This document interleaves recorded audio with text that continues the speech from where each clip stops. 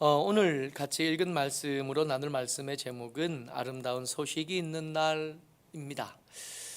이야기의 배경은 이래요. 이스라엘이 망한 겁니다. 오므리가 시작한 오므리의 왕조는 그 4대까지 이르러서 드디어 망하게 된 거죠. 오므리의 아들이 아합이었고 아합의 두 아들 아하시아와 여호람 혹은 요람이 이어서 왕이 됐는데 그 요람의 때에 이스라엘은 드디어 망했습니다.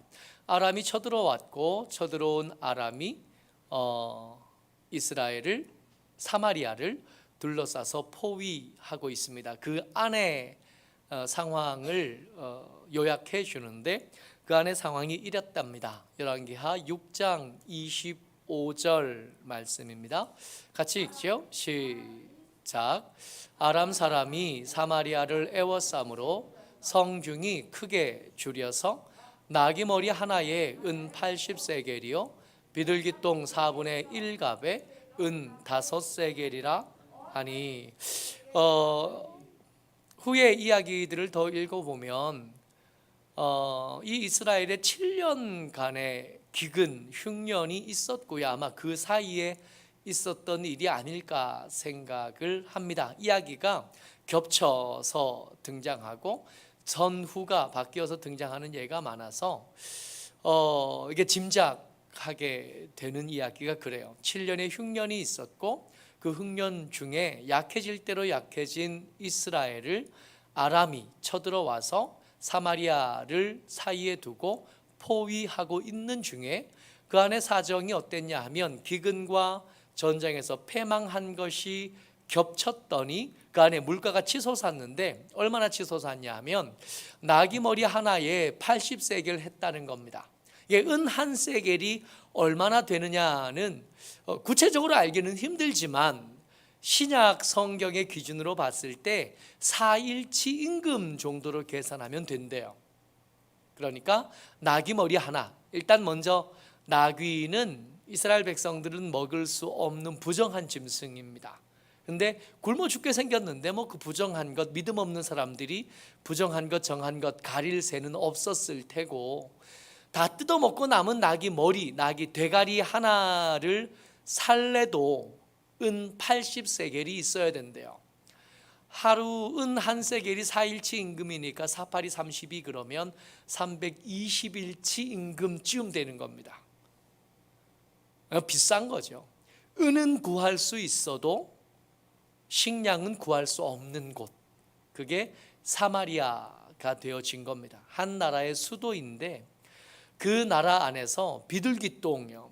비둘기똥 그러면 말 그대로 비둘기의 배설물이기도 하지만 콩깍지 정도로 해석도 가능하대요. 이랬든 저랬든 저걸 4분의 1갑을 5세겔 주고 살 수 있답니다.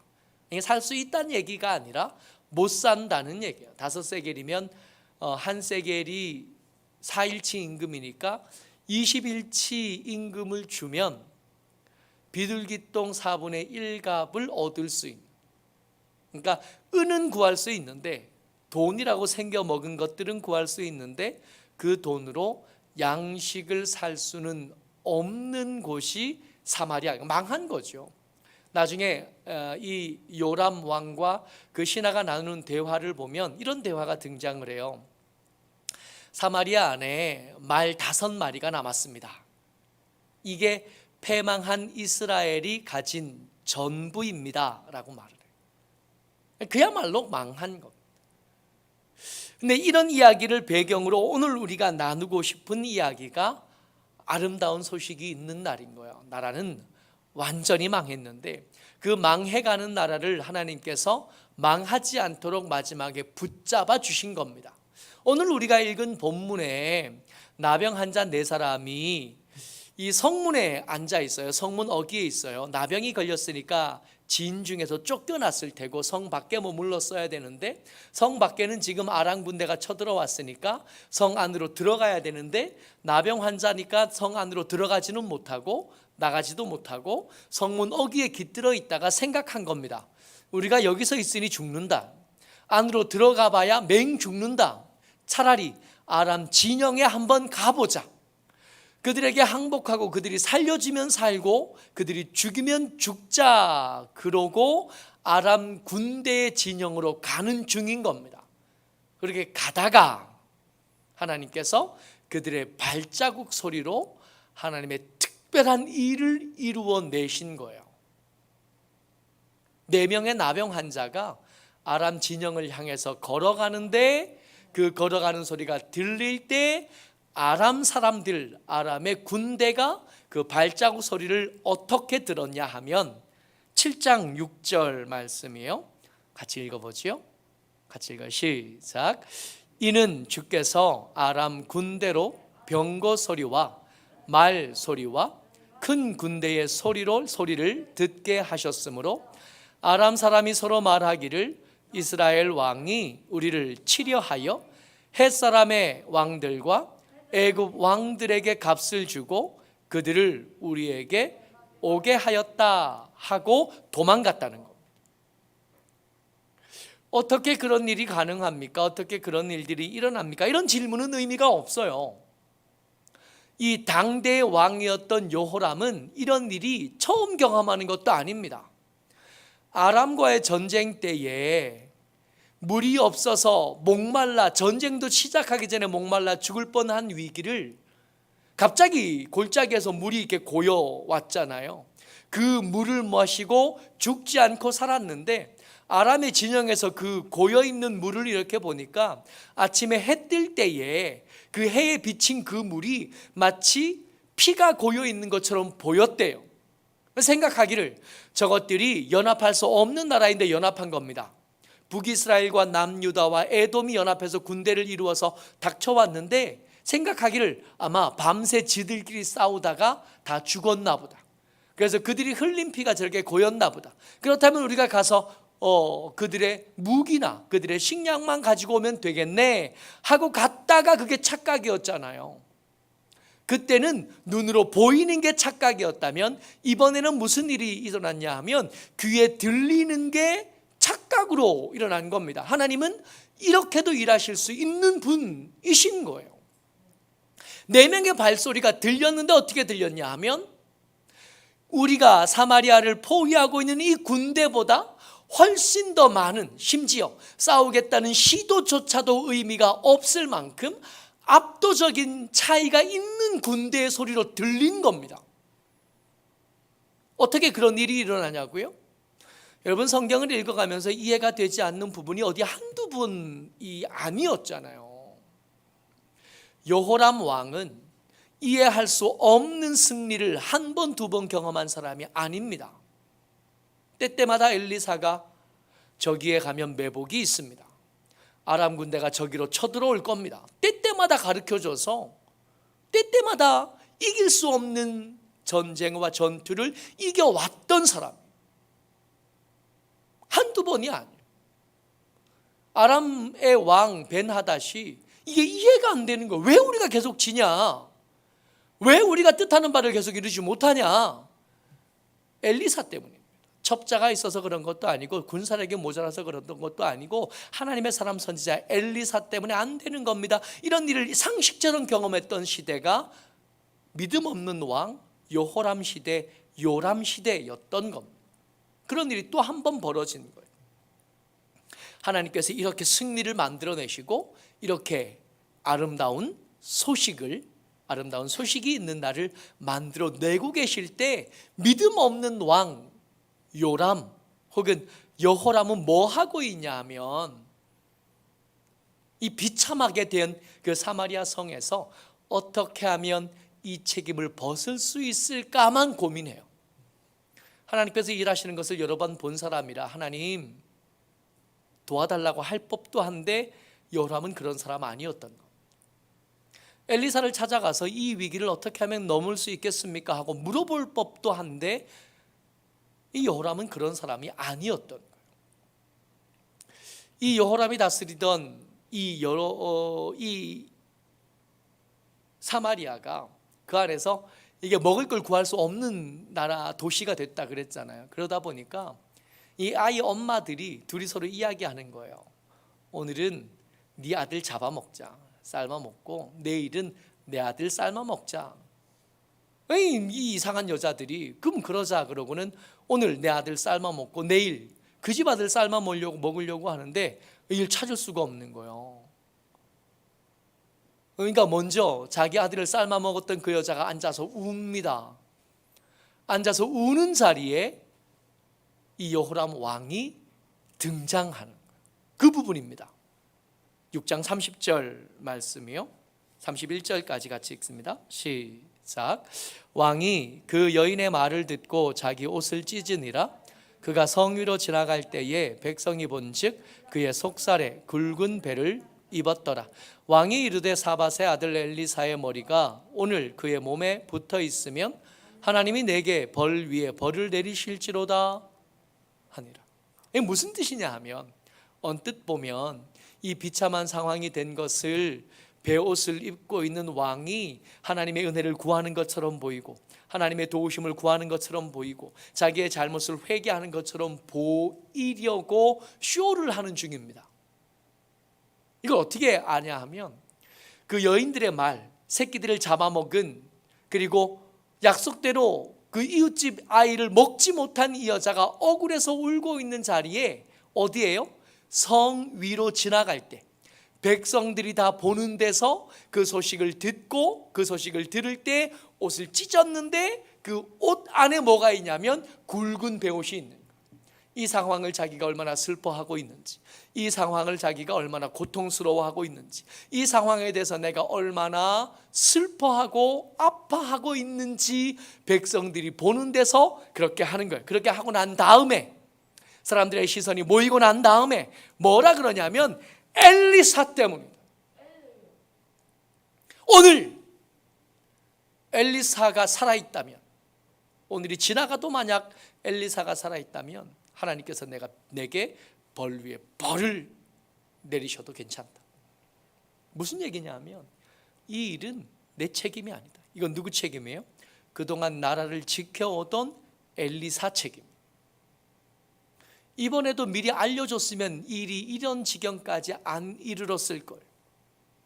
아니 7년간의 기근이 시작되지 않았거나 혹은 빨리 끝났다면 이런 지경에 이르지 않았을 거라. 이건 누구 책임이에요? 내가 잘못 다스리거나 내가 덕이 없는 것이 아니라 하나님이 방임했기 때문이고 엘리사가 이스라엘의 마병과 병거로서 제 역할을 하지 않았기 때문에. 이걸 어디서 해요? 성벽 위에서 합니다. 마치 기자들 다 불러놓고 그 앞에 서서 지금 나라가 힘들어졌는데 이것은 재벌들 때문입니다. 이것은 여당 때문입니다. 이것은 야당 때문입니다. 이것은 국제 정세 때문입니다. 이것은 무엇 때문입니다 라고 말하는 비겁한 대통령의 기자회견 자리 같아요.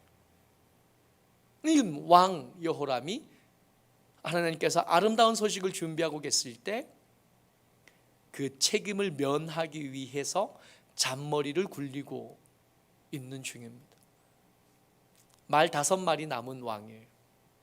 그 나라를 통째로 다 뒤져봐야 먹을 거라고는 말 5마리. 아직 살아있으니까 그거 잡으면 앞으로 1-2달은 더 살겠네, 그 생각하고 있는 왕의 모습입니다.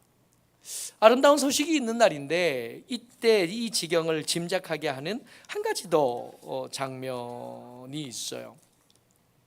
이 여호람은 어떤 사람이냐면 하나님이 아름다운 소식을 보여주셨고 또 기적을 베푸셨다고 해도 직접 확인하기 전까지는 믿을 수 없다고 생각합니다. 나병 환자들이 찾아왔어요. 자기들 혼자 먹고 자기들 혼자 돈을 이렇게 전리품을 취한 것으로 미안하다고 생각을 했던 나병 환자들이 왕궁으로 찾아온 겁니다. 아람의 군대가 다 떠났습니다. 그 천막이 그대로 있고 말도 나귀도 무기도 그대로 있는데 사람은 한 명도 없습니다.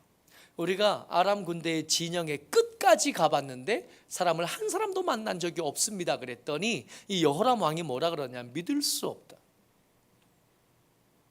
여기서 차라리 굶어 죽는 한이 있어도 믿을 수 없다. 너희들이 잘 몰라서 그러는데 아람 왕의 전략이 얼마나 뛰어난 사람이냐 하면 이 마지막까지도 방심하지 않고 매복 작전을 펼칠 수 있는 사람이에요. 저들이 진영을 비워놓고 멀리 떠났다가 우리가 성문을 열고 나가면 그때 덮쳐서 우리를 쉽게 정복하려는 거다. 그런데 그 옆에 있던 신하들이 답답한 거예요. 그럼 확인이라도 해봅시다. 말 5마리가 남았는데 그날 말 5마리로 병거들을 꾸려서 한번 진짜 군대가 있는지 없는지 살펴보면 될 거 아니냐고. 그 장면이 7장 14절에 등장을 합니다. 15절까지 같이 읽어봐요. 시작. 그들이 병거 둘과 그 말들을 취한지라 왕이 아람 군대 뒤로 보내며 가서 정탐하라 하였더니 그들이 그들의 뒤를 따라 요단에 이른즉 아람 사람이 급히 도망하느라고 버린 의복과 병기가 길에 가득하였더라. 사자가 돌아와서 왕에게 알리니, 여기 말씀이 되게 재미있는 게요, 이 정탐꾼들이 어디까지 갔다고요? 요단까지 간 거예요. 사마리아에서 요단까지가 35km입니다. 여러분, 매복이 되려면 그 뒤에 숨어 있어야 되잖아요. 나올 때 들어가기, 문 닫고 들어가기 전에 덮쳐야 매복인 거잖아요. 그렇잖아요? 35km쯤 떨어져 있을 필요가 없는 거예요, 매복이라 그래도. 근데 이 사람들이 얼마나 안 믿었냐 하면, 얼마나 작정을 하고 안 믿기로 결정을 했냐 하면, 적어도 35km 안에는 아람 군대가 없어야 없는 거다. 요단까지 갑니다. 뒤로 먼 길로 돌아갔겠죠. 먼 길로 돌아 35km, 100리가 가까운 거예요. 35km까지 떨어진 다음에 거기서 거슬러 왔는데, 거슬러 오면서 사람은 하나도 볼 수 없고 그 군대가 버리고 간 무기들, 얼마나 급하게 도망갔는지 천막을 거둘 새가 없었고, 도망가다 보니 손에 든 무기가 거추장스럽고, 도망가다 보니 무거운 갑옷이 거추장스러워서 그것도 벗어버리면서 도망간 흔적들만 남아있었던 것. 하나님께서는 아름다운 일을 행하셨지만 이들은 그 하나님을 믿을 수 없다고 생각합니다. 그래서 이 아름다운 소식이 있었던 날에 어떤 사람들, 예를 들어 나병 환자들은 먹을 것과 돈을 벌고, 그 다른 백성들은 음식을 그동안 못 먹고 자식들 잡아 먹어야 될 만큼 찢어지게 가난하던 이 사람들이 음식을 얻었던 날에, 어떤 사람은 이 아름다운 소식이 있는 날에 무슨 일을 당하는가 하면 7장 17절이에요. 같이 읽습니다. 시작. 왕이 그의 손에 의지하였던 그의 장관을 세워 성문을 지키게 하였더니 백성이 성문에서 그를 밟음에 하나님의 사람의 말대로 죽었으니 곧 왕이 내려왔을 때에 그가 말한 대로라. 엘리사가 하나님께서 이 성에 음식을 주실 거다 그럴 때 왕만 안 믿은 게 아니에요. 그 옆에 있는 이 장관도 그랬거든요. 하늘에서 창문이 열려서 거기서 음식이 떨어진다고 해도 이런 일은 불가능합니다 했던 그 장관이 그 아름다운 소식이 있던 날 사람들에게 발표 주고요. 그러니까 아무리 아름다운 소식이 있어도, 아무리 위대하고 아름다운 일을 하나님께서 만드셔도 그것을 믿지 않으면 아무 소용이 없는 거예요.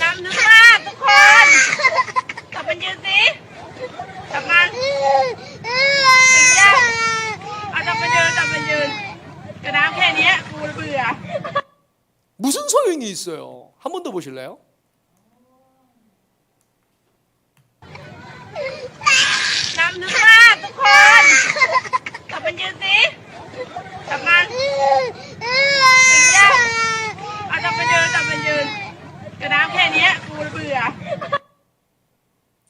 우리 저러고 있는 거 아니에요?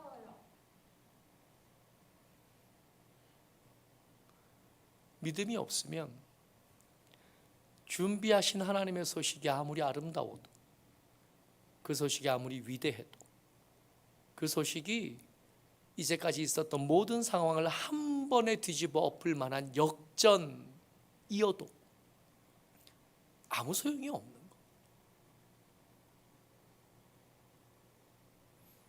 그래서 아름다운 소식이 있는 이날 어떤 사람은 사람들에게 발표 주고, 아름다운 소식이 있는 이날 그것과 전혀 상관없이 여전히 기근 가운데, 여전히 슬픔과 두려움 가운데 사는 것.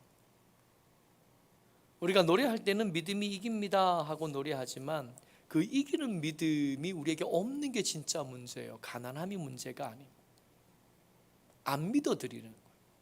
하나님께서 복되고 아름다운 소식을 말씀하시는데 그 소식을 믿어드리지 않으니 그 소식이 아무리 아름다워도 그 소식이 아무리 대단해도 쓸데없는, 모쪼록 저와 여러분들이 주의 은혜 가운데 믿음을 귀하게 여길 줄 알고 이 믿음이 낮아지고 이 믿음이 누추해지는 걸 두려워할 줄 아는 하나님의 사람들 다 되시기를 주의 이름으로 축복합니다. 아멘. 은혜가 많으신 아버지,